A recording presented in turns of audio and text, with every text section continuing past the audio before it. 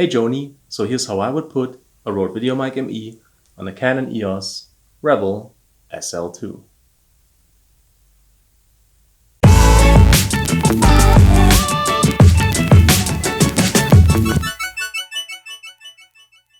Now, apart from the SL2, there's only 5 things we need. Number 1, obviously being the Rode VideoMic ME itself. Number 2, some kind of tape. Number 3, this mic mount that also comes with a plastic cold shoe mount. Number 4, this EduTeach ETG004 right-angled adapter, adapting a 3.5mm 3-pole male to a 3.5mm 4-pole female. And number 5, such an adapter cable adapting a 3.5mm 3-pole male to a 3.5mm 3-pole female. Take the back part of the Rode VideoMic ME and apply a couple of layers of tape right there. How many layers depends on the kind of tape you're using, because all we're trying to achieve by this is a perfect fit with the mic mount right here. Now apply it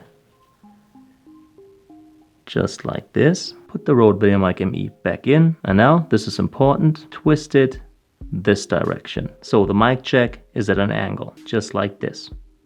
Then place it into the mic mount, for which probably you're gonna have to use some force. Once again, make sure to tilt it so the mic jack stays at an angle. And this is what it has to look like. It has to sit exactly like this, not further back, which would also be possible technically, but if you place it into the mic mount like this, you can still apply the excellent Rode dead cat it comes with. Now the EduTeach ETG004 plugs right onto the VideoMic ME, then the adapter cable plugs into the EduTeach adapter. And now we're ready to mount this onto the SL2.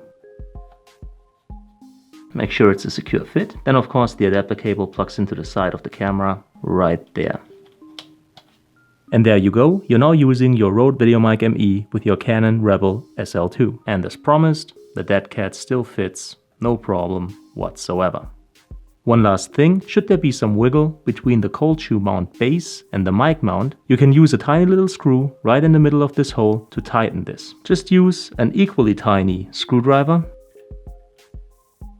and there will be absolutely no wiggle.